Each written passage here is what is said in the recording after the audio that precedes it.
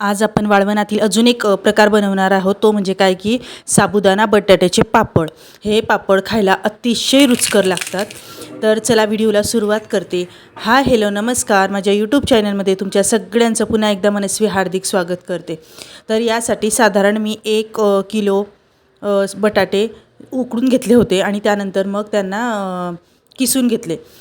तुम्ही डायरेक्ट असे स्मॅशसुद्धा करू शकतात, पण त्यामध्ये असं जाडसर गुठळी राहायला नको, त्यामुळे किसून घेतले तर ते पूर्ण एक जीव म्हणजे पूर्ण असे बारीक होतात। त्यानंतर मी यामध्ये 1 वाटी साबुदाण्याचं पीठ घातलं, म्हणजे 1 वाटी साबुदाण्याचं पीठ किंवा पूर्ण 1 मोठी वाटी साबुदाण्याचं पीठ तुम्ही घालू शकतात।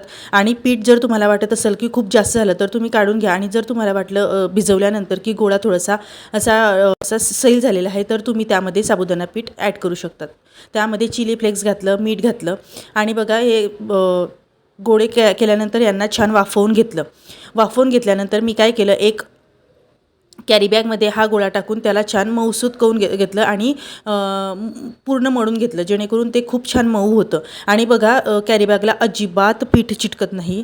त्यानंतर आपले छोटे छोटे गोळे केले, जसे आपण पुरी बनवताना गोळे करतो तसं, आणि ह्या पुरी यंत्राच्या साहाय्याने हे पापड करायचे आहेत, किंवा एखाद्या डिशवरती असं प्लॅस्टिकचा कागद ठेवून वरतून डिश प्रेस केली तरी हे पापड खूप छान होतात। माझ्याकडे हे पुरी यंत्र होतं, त्यामुळे मी यानेच हे पापड बनवले। तर बघा खूप छान आणि सुरेख असे आपले पापड तयार झालेत। त्यानंतर त्यांना 2 दिवस उन्हामध्ये, कडकडीत उन्हामध्ये वाळू घातलं आणि आपले पापड खूप छान सुकलेले आहेत। आवाज बघू शकता तुम्ही।